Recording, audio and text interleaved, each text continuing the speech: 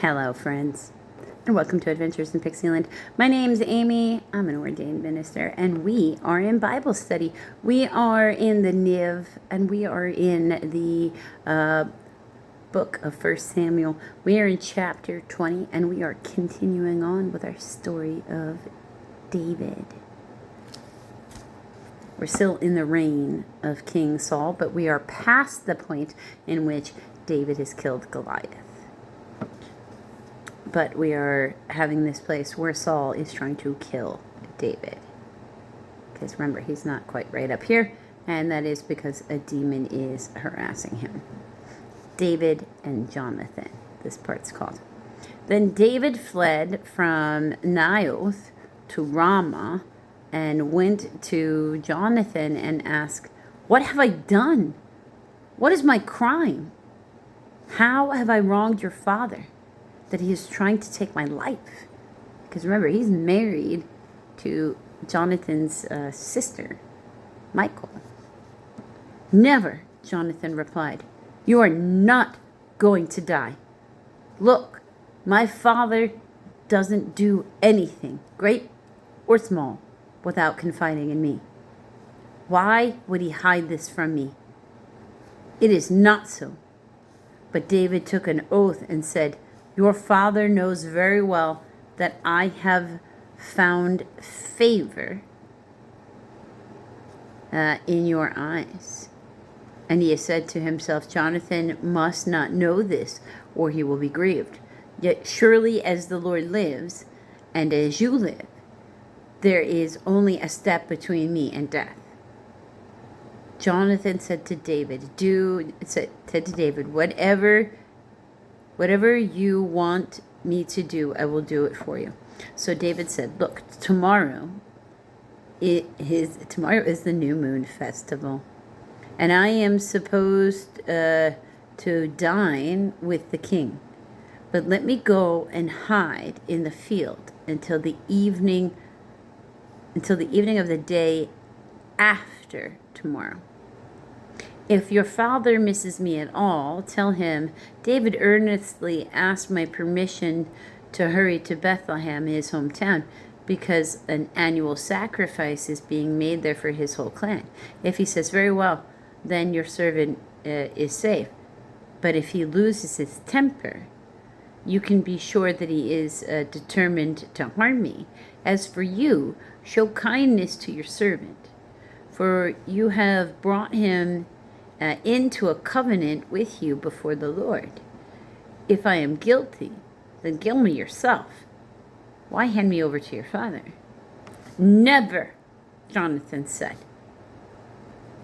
"If I had the least inkling that my father was determined to harm you, wouldn't I tell you?" David asked, "Who will tell me if your father answers you harshly?" "Come," Jonathan said, "let's go out into the field." So they went there together. Then Jonathan said to David, "By the Lord, the God of Israel, I will surely sound out my father by this time the day after tomorrow. If he is favorably disposed to you, will I not send you word and let you know? But if my father is inclined to harm you, may the Lord deal with me, be it ever so severely. If I do not let you know and send you away safely, may the Lord be with you as he has been with my father. But show me unfailing kindness like that of the Lord as long as I live, and so that I might not be killed. And do not ever cut off your kindness from my family, not even when the Lord has cut off from every one of David's enemies from the face of the earth." So even if we are your last enemy ever, please don't forget to love my family. Even though my dad is crazy, don't take it out on the rest of us, no matter what happens. So Jonathan made a covenant with the house of David, saying, "May the Lord call David's enemies to account, And Jonathan had David affirm his oath out of love for him, because he loved him as he loved himself. Then Jonathan said to David, "Tomorrow is the new moon festival. You will be missed because your seat will be empty. The day after tomorrow, towards evening, go to the place where you hid when this trouble began, and wait by the stone of Ezel.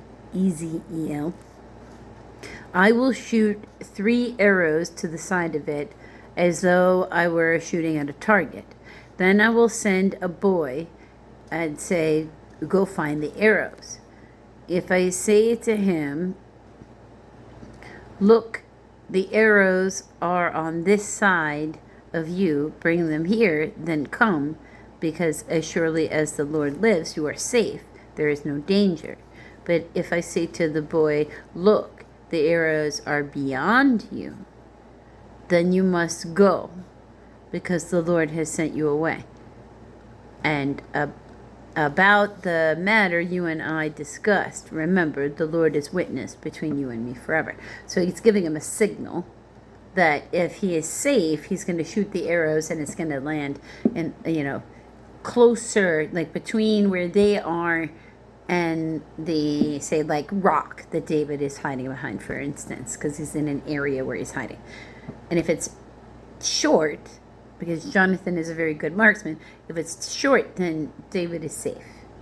But if it's far away, like over the head of where David is hiding, or it's behind him, it lands, arches over his head, that's David's signal, if he sees it over his head, that he's not safe and he needs to go because Saul has bad intentions.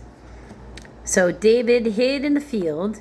When the new moon festival came, the king sat down to eat. He sat in his customary place by the wall opposite of Jonathan. The Septuagint Hebrew, opposite wall, and Jonathan arose. And Abner sat next to Saul, but David's place was empty. Saul said nothing that day, for he thought something must have happened to David to make him ceremonially unclean. Surely he is unclean. But the next day, the 2nd day of the month, David's place was empty again. Then Saul said to his son Jonathan, "Why hasn't the son of Jesse come to the meal either yesterday or today?" Jonathan answered, "David earnestly asked me permission to go to Bethlehem. He said, 'Let me go, because our family is observing a sacrifice in the town, and my brother has ordered me to be there. If I have found favor in your eyes, let me get away to see my brothers.' This is why he has not come to the king's table." Saul's anger flared up at Jonathan, and he said to him, "You son of a perverse and rebellious woman." Wow, that's a pretty big insult, especially in their time. "You son of a perverse and rebellious woman. Don't I know that you have sided with the son of Jesse to your own shame and to the shame of the mother who bore you? As long as the son of Jesse lives on this earth, neither you nor your kingdom will be established. Now send and bring him to me, for he must die." Whew. Yeah, well, European kings, mind you, also took this route very frequently. "Why should he be put to death? What has he done?" Jonathan asked his father. But Saul hurled his spear at him to kill him. Then Jonathan knew that his father intended to kill David. Jonathan got up from the table in fierce anger. On that 2nd day of the month, he did not eat, because he was grieved at his father's shameful treatment of David. In the morning, Jonathan went out to the field for his meeting with David. He had a small boy with him, and he said to the boy, "Run and find the arrows I shoot." As the boy ran, he shot the arrow beyond him. When the boy came to the place where Jonathan's arrow had fallen, Jonathan called out after him, "Isn't the arrow beyond you?" Then he shouted, "Hurry up! Hurry! Go quickly! Don't stop!" The boy picked up the arrow and returned to his master. The boy knew nothing of this, only Jonathan and David knew. Then Jonathan gave his weapon to the boy and said, "Go, carry them back to town." After the boy was gone, David got up from the south side of the stone and bowed down before Jonathan 3 times with his face to the ground. They kissed each other and wept together, and David wept the most. Jonathan said to David, "Go in peace, for we have sworn friendship with each other in the name of the Lord, saying, 'The Lord is witness between you and me, and between your descendants and my descendants forever.'" Then David left, and Jonathan went back to town. So they parted as friends, but it did require Jonathan to warn his friend and betray his father. But then his father isn't acting rationally. So can't really just be like, "Oh, well, too bad.